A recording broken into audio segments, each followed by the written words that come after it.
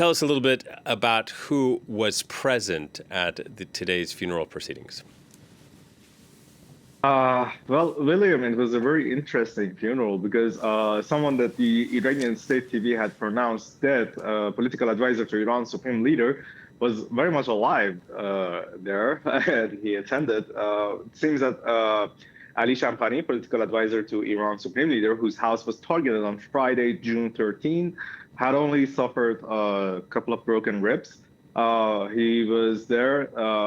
Actually leaning on a cane, but very much alive.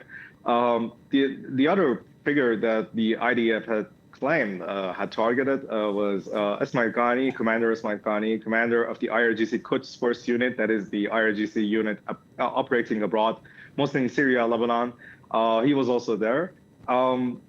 Actually, one of the interesting things was that Iran had stationed an air defense system in Engelab Square. So the march was from Azadi Square, the one that is very symbolic, as you said, to Engelab Square. And there was an air defense system present there in case an attack might happen. And the crowd, yes, we call these usually state funerals, but I think the turnout was more than people who were supporting the Islamic Republic. There were people who were thankful for the defense, and there were people who only came for the funerals of the children and women, not for the procession of these commanders. Yeah. Any update on Iran's supreme leader? No, none. Actually, I wasn't expecting him to be present at a funeral procession. Usually, even if he was going to be appeared, they would take the bodies to him and he would pray on them, but nothing of that sort. So he's still apparently in a bunker safe. Also wondering, Saeed, Iran, Israel, the United States, they all claim victory here. The inevitable question, though, of course, is what happens next and whether they agree on how to move forward. Well, the Iranians have not, they're not seeing eye to eye with the United States for now. Donald Trump insists that Iran wants to meet to talk. Iran says no, there hasn't been any sort of arrangement for that. I think right now we will have to wait and see whether the Iranian government would declare the enforcement of a ban that would suspend cooperation with the International Atomic Energy Agency. I think that would be the next step forward. If Iran withdraws cooperation, withdraws from cooperating with the IAEA, I think that would be a major step forward, and there will be further cause for diplomacy. Within the past hour, Yemen's Houthi rebels say they fired a missile at Israel.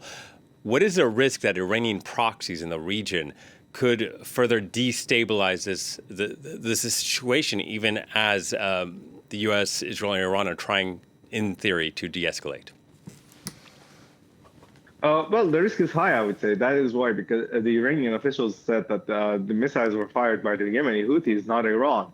To my knowledge, Iran is clinging to every possible threat to say that, okay, they're not violating the ceasefire for now.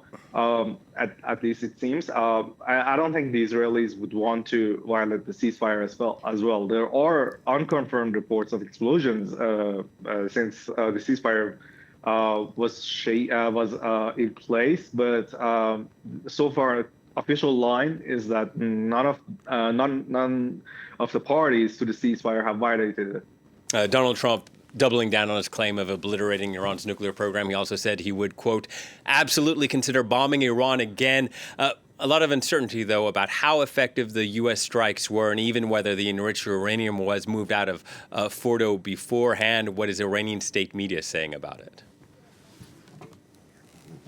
Well, the Iranian state media covered Donald Trump's press conference last night, I would say, but the Iranian officials are insisting that, yes, significant damage was caused by the U.S. strikes, but the enrichment program will not stop.